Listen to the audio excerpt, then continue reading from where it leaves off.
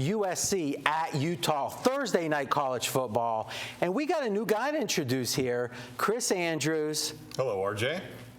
Is your middle name 30 years a bookmaker? Well, since I've been around you, it is, because you always introduce me that way. But that's impressive, because one of the things, the reality is there's a lot of people that write tickets for a year or two, come out and say, hey, I was a bookmaker. And yeah, you're going to learn something there, no doubt. But you've been behind the counter running books and a bunch of stuff for 30 years. Give us the 30-second highlight.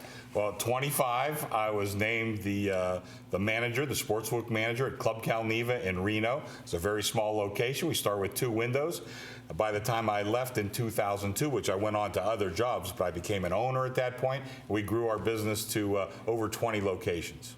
And then you were at the Golden Nugget running things for a while? I was at the Golden Nugget. I was vice president of race and sports operations there. Then I went over to Leroy's and was vice president of Northern Nevada operations for Leroy's.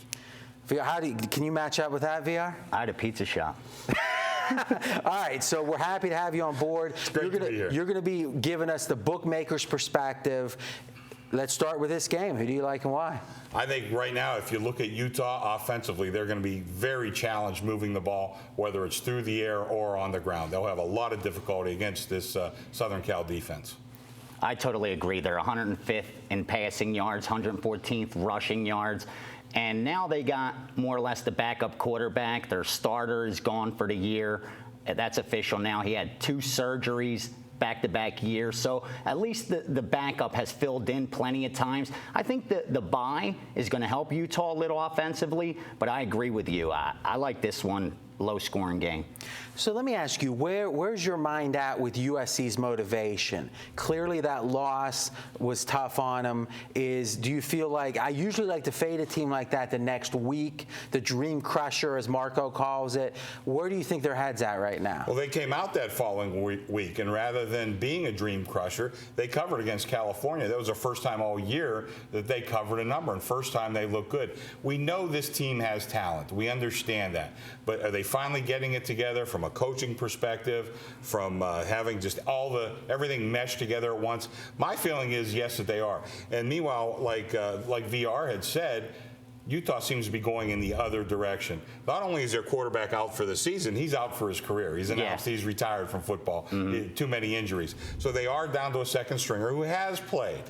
But they are going in the wrong direction, and I think Southern Cal still has some championship dreams to aspire to. I think it is possible to get that, and I think they'll turn around beginning in this game.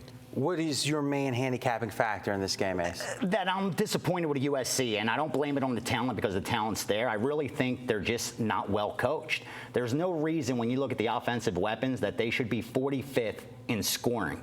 They got the 28th defense as far as points allowed, but to be 45th in college football in scoring when you got a pretty much Heisman Trophy quarterback, you got Silas Red at running back, and you got 2 of the best wide receivers in all of college football. So this is an underachieving unit to me. Like I said, I think this has low scoring game all over it. Myself personally, I think the line's a little bit too high on USC. The only way I could look to play this would be the dog, but I think it's an under game.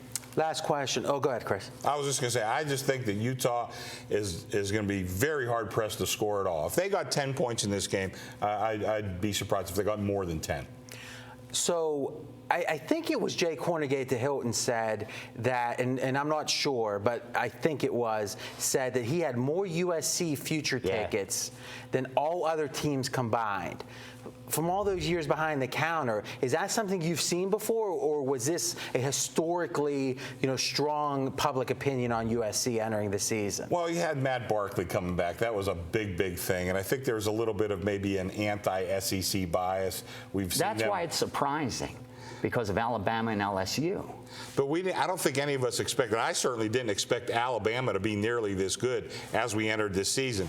LSU had a few flaws. They've won a lot of games with Miles pulling something out of his hat at the end. So I think Southern Cal legitimately did have all the talent, like VR had mentioned. They had their quarterback coming back, had same coach coming back. He may be lacking in some ways, but he's still coming back from last year. They finished very strongly last season.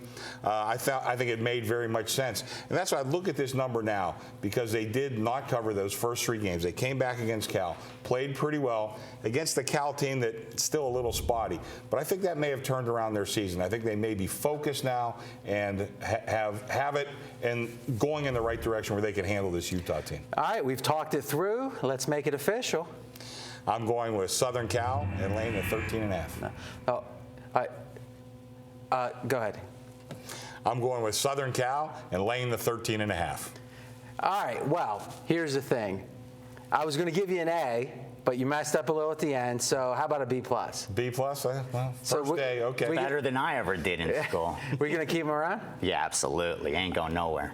All right, guys, we got a bunch of videos we're looking at, and tomorrow, actually, a whole new crew is going to be breaking down. We're going to have over a dozen games. You can get them all, pregame.tv.